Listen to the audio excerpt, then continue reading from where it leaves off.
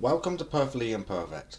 I'm Luke from Four Paws, and if you love talking about anything dog, then hit that subscribe button. But for now, let's talk about pulling on lead.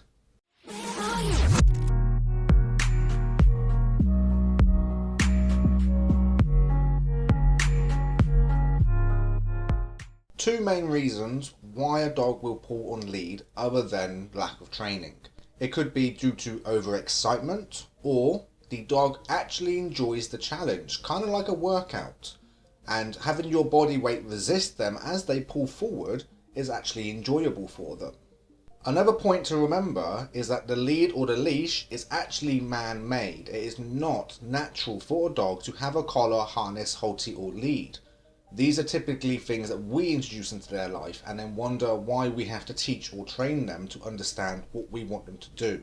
So, if you find that the overexcitement is your issue, then there's a number of things you can do. For example, instead of doing heel training out on the walk, if that's already too advanced for your dog and his excitement, you can do your heel work in the garden, practicing going in and out of the gate or even practicing going in and out of your door. Once you have received a level of calm that you're happy with, then you can proceed out. But again, take this in steps. If you rush, you fail. Or if you rush, he fails. So it's very important to take your time and move at his pace.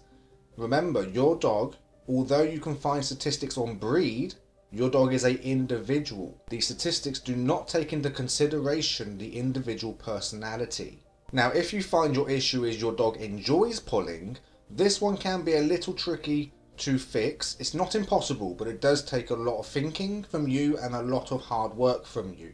The reason for that, for your dog not to take something that he enjoys, he's only going to give that up for something he enjoys more or something more beneficial for him. And I know some of you may be thinking, but every time he pulls he gets choked, or every time he pulls I give a correction, or every time he pulls I tell him off. Why do weightlifters keep pushing through pain? Because the joy in the results at the end is worth it. It outweighs the pain. So that's why in a lot of cases, punishment or discipline won't actually work or give you the results you're looking for. So let's talk about how we can actually get in the message, or how we can actually communicate to our dog what we really want. Now, it's important to note that the average dog, in a very generalized way, looks and sees the world equal to a 2 to 2.5 year old child.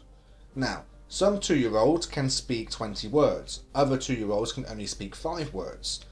So again, it comes down to the individual dog and the individual teacher.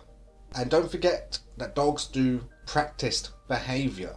So for example, if you've had 2,000 dog walks and each of them your arm has been fully extended, lead fully extended, dog choking himself, that is what he or she remembers. This is how we walk. This is what we do.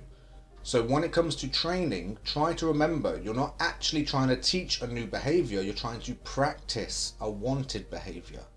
So it's not so much let him drag you for 10 minutes and then start training.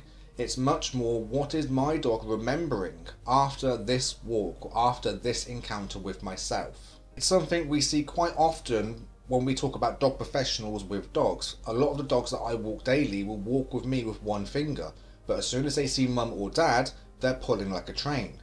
Again, it comes down to that dog has practiced walking to heel with me, but he's only practiced pulling with mum or dad. So again, although the dog knows what the heel cue means, and although the dog knows where to walk with me, he is simply doing a practice behaviour per person. And that's one of the issues we also have. Dogs do become conditioned per person. They learn what human I can jump on to get attention and what human I need to sit with to get attention. They are very good at manipulating and they're very good at sussing what will help them get what they want. The trick that we need to look into and learn is, how do we make something we want beneficial for the dog as well? So one of my favourite methods when it comes to heel work is simply doing the 180 turn. Now, if you look online, you're going to find that there's 100 different styles of doing the 180 turns. Some will give you long-term results, some will give you short-term, some will give you no results depending on your dog's personality, and others will either just keep getting you dizzy, some you will find are actually very beneficial. Now, this also comes down to the individual person's preference. For example, not all but a lot of training classes will teach you to go the opposite direction of your dog, in the sense that if he's walking on your right, you turn to your left. I personally don't like this method because it means my hip can obstruct the lead and turn my turn into more of a yank. And I don't really want to be yanking the dog around. I want the dog to give me eye contact, or I want the dog to see when I'm going to turn. Now, how do I achieve this?